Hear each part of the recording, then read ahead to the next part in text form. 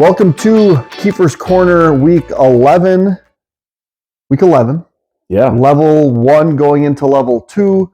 I'm Jeremy Nygaard. This is Coach Dan Keefer. Coach, how are we doing tonight? Doing great. So we have a rematch with Ellsworth last Friday night. The big storyline going in. All-conference Offensive Player of the Year, Cal Smith. Questionable.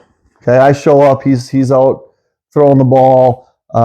But I think having seen what we saw Friday night, the week before, we probably weren't going to see Cal play. Is that fair? Yeah, that's fair. I mean, obviously we would love to have Cal.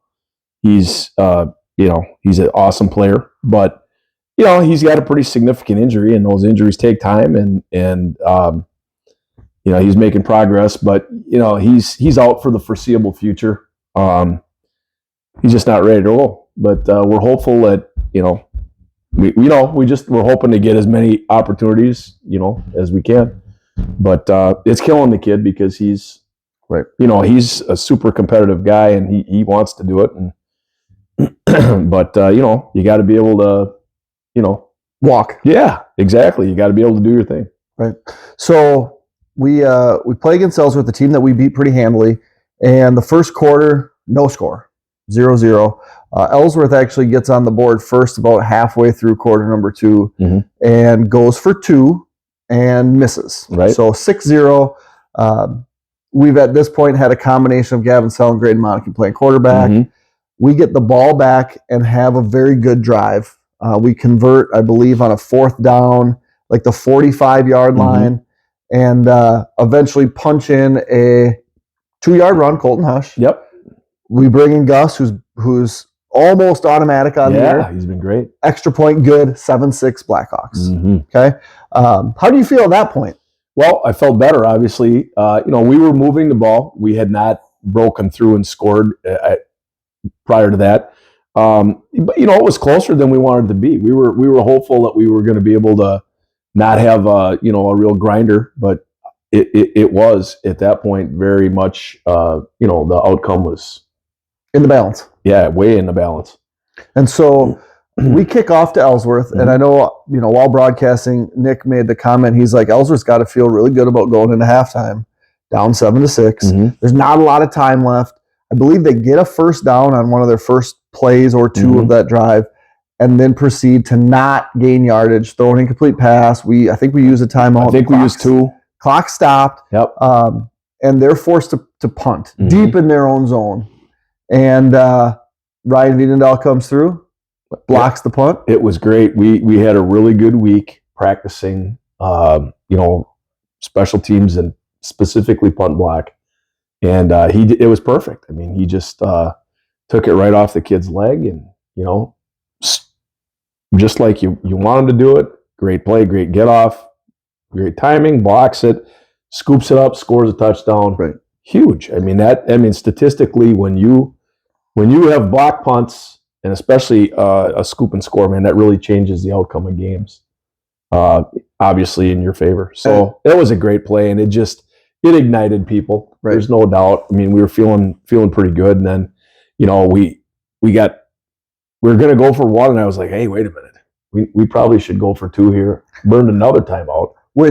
So going back to the punt, Ryan shows great patience in scooping up, because I think a lot of kids panic and jump on the ball. He waits. Colton peels back, makes a really nice block. Yeah. Frees it up. Ryan picks it up. He goes in. Now we're up 13-6. We're up 7. Right. We bring in our kicker. We're up 8. Yeah. Which they have to get a touchdown and they have to get a 2-point conversion to tie. Correct. Okay. Every chart in the world says, we'll tell you go up 8. Go for 1. Yeah. And you call timeout, and we're like, what are we calling timeout for? We got to go for 1. We got to go for 1. I felt pretty confident that we were going to get it. Well, you better. Because if you don't get it there, I'm standing up there saying, well, that guy's crazy. He's clearly lost his mind. Well, so what's the thinking behind going for 2? The first kick that Gus had was not a particularly good-looking kick. Correct. So that's a slight factor. It's like, hey, are we clicking there? And then we felt like we had them on their heels and felt like we're going to get this and we're going to go up and then it's going to become a 2-score game. Correct. And under the circumstances, we had been sputtering a little bit. We're obviously not quite the same outfit. Right. We're a little easier to defend, I think, with with the roster as it is. So I was like, hey, you know what? Let's get up. That might make the difference. So that was my thinking.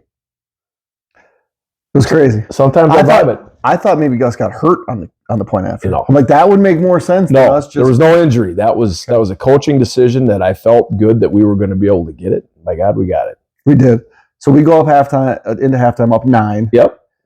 We get the ball. I believe we cross midfield, have a penalty, end up punting. Ellsworth. They end up not scoring. We get the ball back.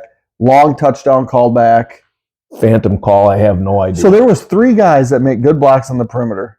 Who did they? They called it on Graydon Monacan. Okay. That was what was conveyed to us on the sideline, and we can look at our. Yeah. I have absolutely no idea what they could have seen. I mean, it would look like a very good block. There was nothing remotely close to a hold. It was really puzzling. I don't know if the official had an angle and thought he saw something. I really don't know. It was a puzzler. And that was really a big deal because that would have, that would have gave us even more separation. Right. We finally did get it punched another one in, but so we did. I believe it was that same drive just later that we scored on, right? Was it?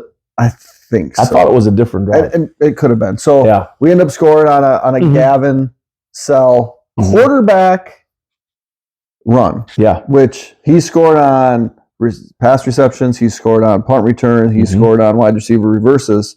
This is a new feather in the cap. Yeah, he's a super talented kid. There's no doubt about that. He's just that his athleticism is it's just different. It is. I mean, he can run full speed and just cut with all. A lot of kids when most humans can't change a direction with.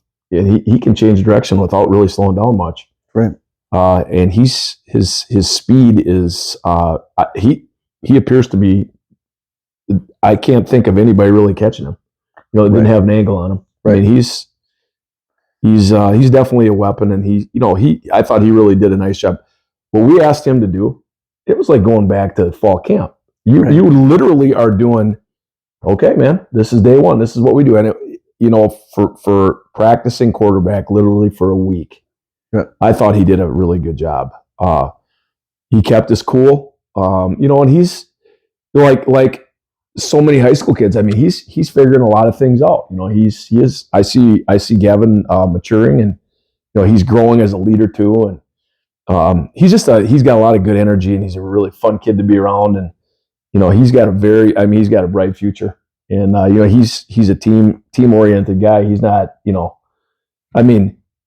he's a talented kid. You got to get the ball to talented kids, right, which we struggled to do up in Amory in the mud. It just didn't really have a mechanism, right, under those conditions. But it was quite a week for him. So he ended up running, I believe, 20 times for like 113 yards.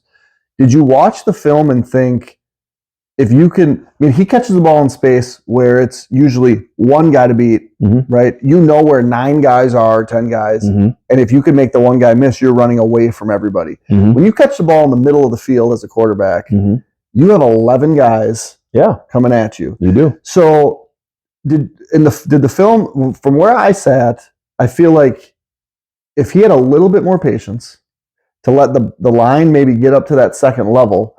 Totally different thing. Like, I understand what you're saying, and I agree.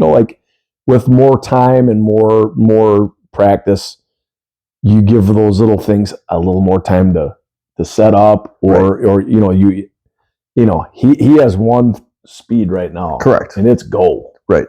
But it's a great quality to have. I mean, he runs hard, and it's different. Running between the tackles is a lot different than running out there. Absolutely. On the perimeter when you catch, and it is. I mean, not to say they don't. He's taken some good hits. He's tough, but I was super proud of both him and Graydon, for taking care of the ball. We didn't turn it over. Not at once.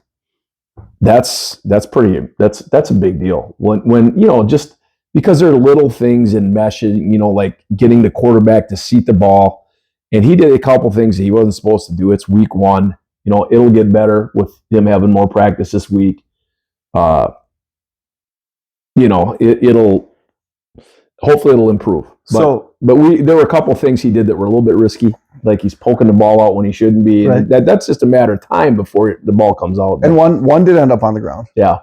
Yeah, that's right. He did have one, yeah. So when you talk about meshing for the audience, I used to be at those practices. Yep. And the amount of time that the quarterback spends meshing with the running back is a ton of time. It's like I used to just sit there and I'm like, how long can we mesh the court? Like it's just a handoff. Yeah. And that was in pretty basic, like we're gonna just put it there. That wasn't like an option to take the ball out. Well, it's true. There are plays that have more time to run them well. Like the jet option play, for instance. Right.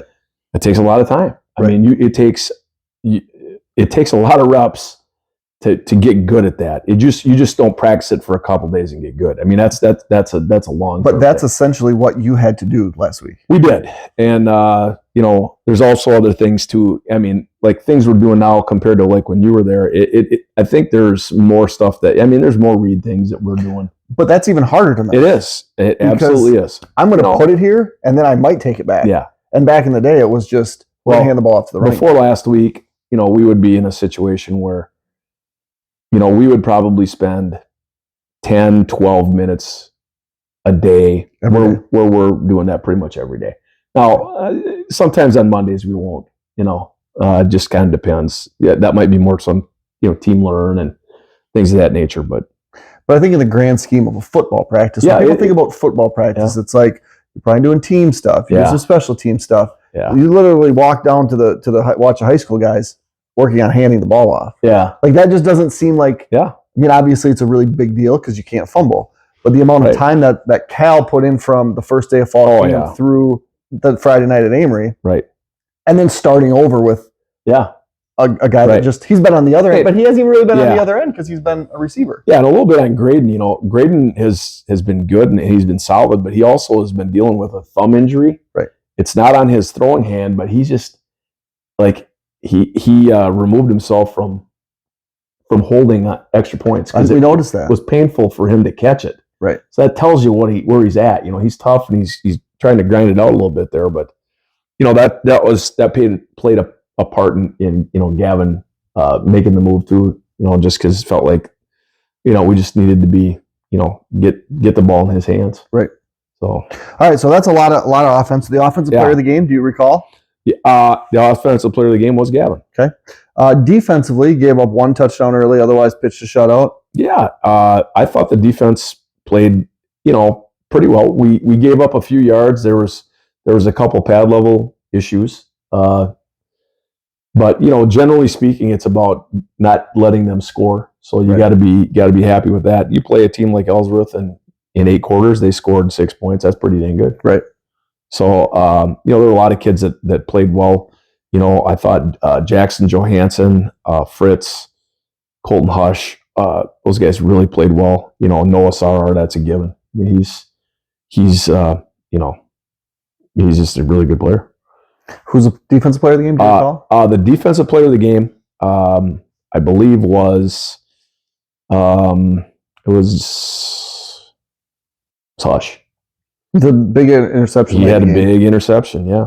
And he seemed to be playing a lot closer to the line of scrimmage night than our free safety typically plays. Yeah, that's true. It was a little different scheme with Amory, and with the that was 2 weeks ago. He was up quite a lot farther, and I think there was a little carryover from that game, like where he kind of got used to being up there. And actually, we weren't totally thrilled with that, but because it's like, do we have a free? Yeah, he kind of got a little nosy. And it doesn't surprise me. I mean, Colton Hush wants to be involved in things. He's going to stick his nose into 100% wants to be in the mix. There's no doubt. And then special teams, I'm going to go out on a limb here and say it was Ryan Vienendahl. Of course it was Ryan Vienendahl. And I thought we had a very good day of special teams. I thought our kickoff coverage was probably the best it's been all year. Yeah. Felt like we were pretty consistent. And it just seemed like the kids had a little bit more of a little more edge. So that's a good time to get that rolling. We kicked one to Ellsworth, and the guy didn't really have the patience to wait and let it be a touchback.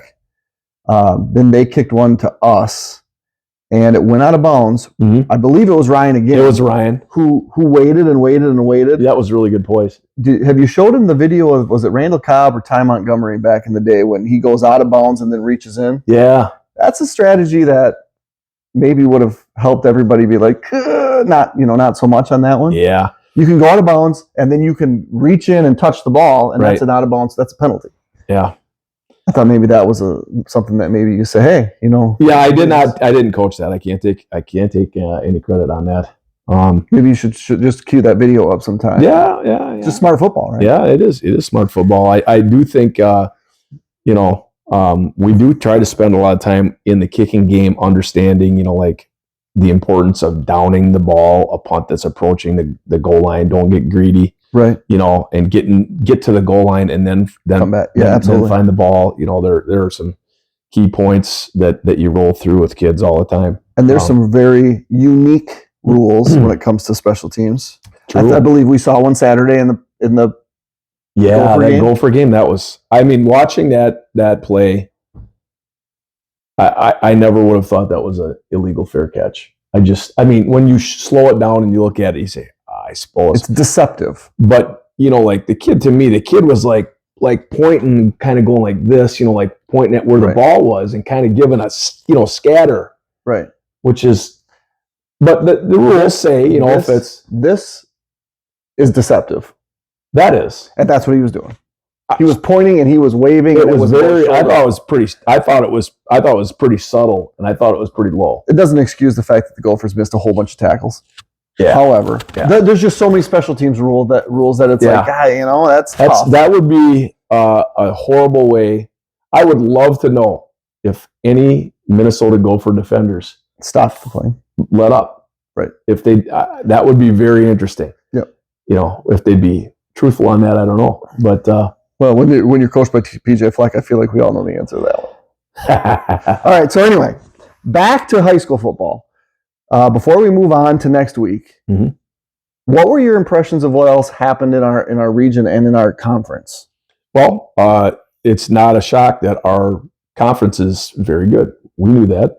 You have Somerset, a 6 seed, that defeated O'Connell Falls, a 3 seed. Not surprising. Them. Yeah. The brand of football that we're playing in our conference is very good. Okay. You have Rice Lake, that's a number 1 seed, and they dominated La Crosse Logan.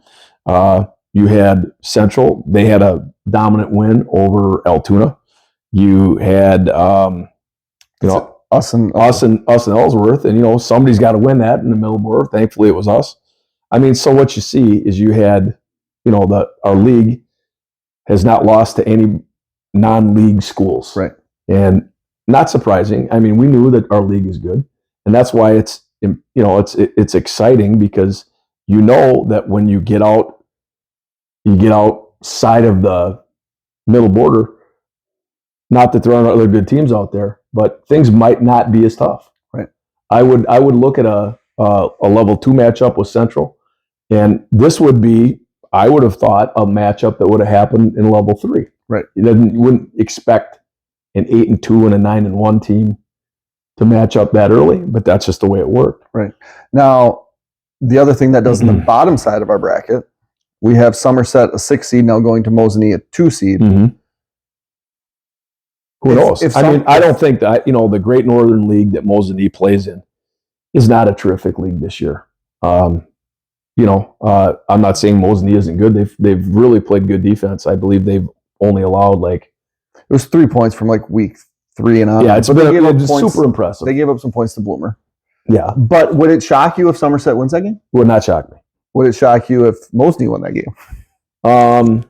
No, I guess I would. I view this game as, I would feel a lot better about making an intelligent thing if I'd seen Mosinee on film. Okay. Which I have not. I'm just kind of looking at scores, and I know that league has not been super tough. So what that potentially does as the 4 seed. Mm-hmm. Now, not to get ahead of ourselves, but usually if you are a 4 seed and you win your level 1 game, it's like, see you later, home field.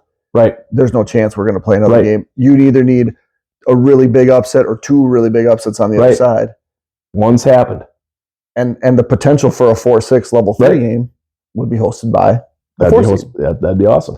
So before we talk about that, hopefully we're talking about that next week. Yep. Our opponents this week, the St. Croix Central Panthers, we're very familiar with them. We are. We played them just a handful of weeks ago in a game that was disappointing, I think, for everybody that wears red. Mm-hmm.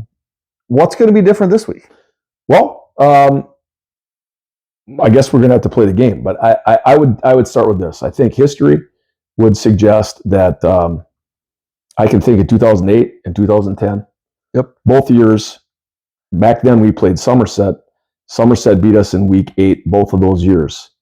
Ironically, in level 2, we played at Somerset in both of those years at their place and beat them. One of the years, Somerset rushed for 400 yards on us, and I believe in the rematch they rushed for 90-some yards, and that was a game that we won. So, if you look at history, now history has nothing to do with how our kids are going to respond. Right. But I say this because obviously the outcome of games, it's a new game, right? I mean, Central got after us and they deserve all the credit in the world. It's a new game. That has zero impact on how our kids are going to play this Friday. We hope that we can have a better plan of attack, better way to go at the game. But make no mistake about it, it will be because of our kids, right? Our kids, it's a rivalry, and our kids would like nothing more than to go over to St. Croix Central and beat those kids on their field. And I guess if I had a choice between winning a week 8 matchup or winning a level 2 matchup, I know which one I would take. Right. But, we have to do it. I mean, we have to prepare the kids. The kids got to go out and do it. And I expect that they have a lot of pride, and I feel like they have a lot of stuff to prove. And I'm very excited for them to get the chance to redeem yourself. And speaking of 2008, I believe it was 2008, when after we beat Somerset, we were going to play Bloomer in level 3. And their coach had made some comments on the radio about our backfield. It wasn't anything too. He called the running backs capable running backs. Yeah. Okay. You use that 100% as motivation. Well, of course. As if a group led by Cody Hinneman and Jesse Rose and Bryce Linzer needed that type of motivation. That's throwing gas on the fire with that crew. But it was bulletin board material. Yes. It was. How about this year? Well, I think I had some assistant coaches that may have found the Baldwin Bulletin, and I believe there was a headline about Central dominates BW in the trenches. And they may have made several copies of that, and they may have put that up in the varsity locker room, like on every kid's locker, and pretty much all over. So I think that was a little reminder to them. I don't know that they really needed any more motivation, but you weren't not seeing that as a player. No, absolutely. It'd be hard to miss. You're seeing that probably in your dreams tonight. Yeah, they probably are, and that's okay. Yeah. That's hey, that's sport, right? It's sports, right? Exactly. So big game.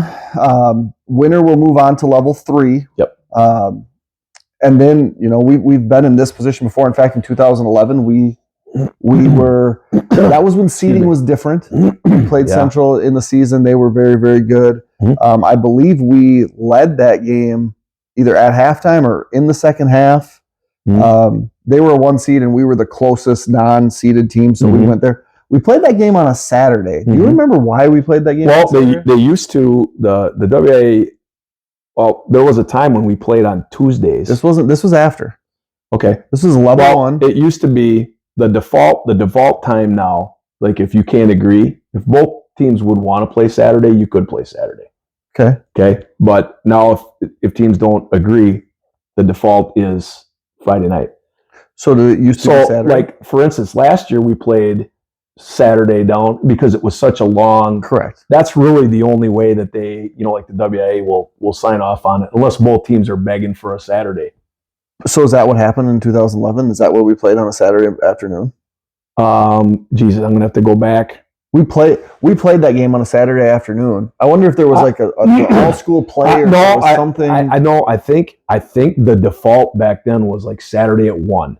And that's when we played. I think it was Saturday at 1 was the default time. Like if you didn't, that's when you're going to play unless you could play Friday or you could, move it, tweak it back a little. And I think that's what we did.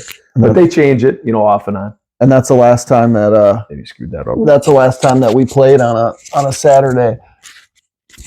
The last playoff game we played. That's the last time we played St. Croix Central in the playoffs. Okay, 2011. Yep. So we're gonna do our best to be live from Central. Mm-hmm.